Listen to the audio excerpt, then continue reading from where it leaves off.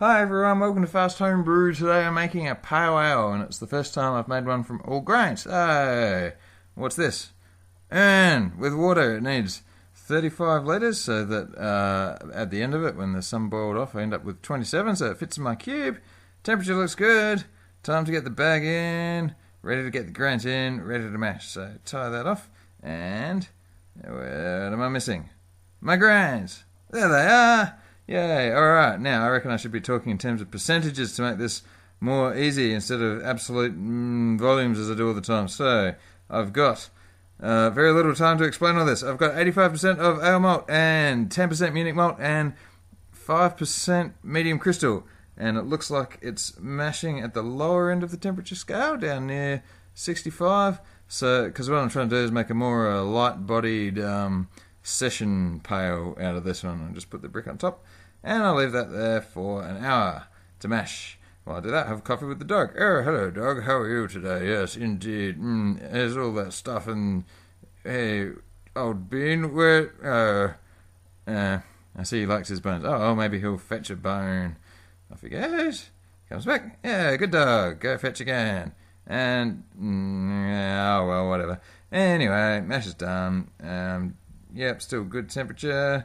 And I'll pull the thing out, and wait a minute, I'm not making any mess. It looks like I might have done this successfully for the first time ever. How about that? Yeah, look at that. No mess over here, no mess over there. I've done it. Oh, wow. What a great success. And, yes, I'm going to make a first wort hop edition again this time. So this is some Amarillo. 25 grams worth of Amarillo is going to go in there. And turn the temperature on. And in it goes. So that's coming up to the boil soon. And while I wait for it to boil, squeeze out the grains and put in the bit that you get. Yep. And now we're boiling. So I'm not going to quite get all the bitterness I want. So I'm just adding a little bit of Magnum at this point. Just 8 little grams, or 8 standard size grams. In they go. And wait an hour. So let's have a tour of my stuff, why don't we? This is inside my shed. And in this cupboard, you see I got bike stuff, but there's all my beers, and the glass bottles are there in the water box container things. That's one cupboard. This cupboard's got empty containers, a lot of beer down the bottom. There's my fermenter for bottling. These boxes have different bits of stuff in them. A lot of my stuff's down at the moment. That was the second half of the tour. Inside the spare bedroom, got my bottle tree, hydrometers and things, fermenters, my wheeler thing, and under the bed, a near full-size Doberman. How did you get under there, Max? What on earth are you doing, you silly dog? Oh, well, he's a silly dog. Okay, 1 second, 0 seconds. That must be boiling. Done. No more boiling. So take out the hops, and time for a whirlpool. Around she goes. There it is. It makes a nice big clump at the bottom. Makes it easy to pour out. You'll see that later. And now it's time for whirlpool number 2, 10 minutes later. And hang on a minute, what was that? Did you see that? I'll just rewind a bit. Rewind. There, look, clear, clear, clear, and all the brown comes up. It looks like I'm just mixing up all the crap that was in the bottom.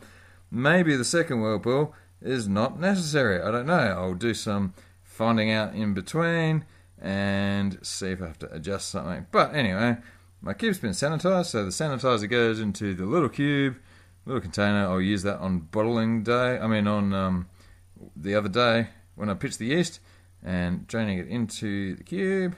It looks pretty good, I'd say.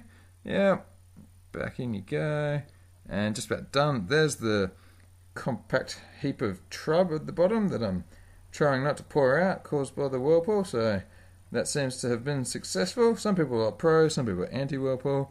Squeeze the air out, put the lid on, and that's just about it. Yep, there it is. So, good boy. I've got my yeast, Brew 97.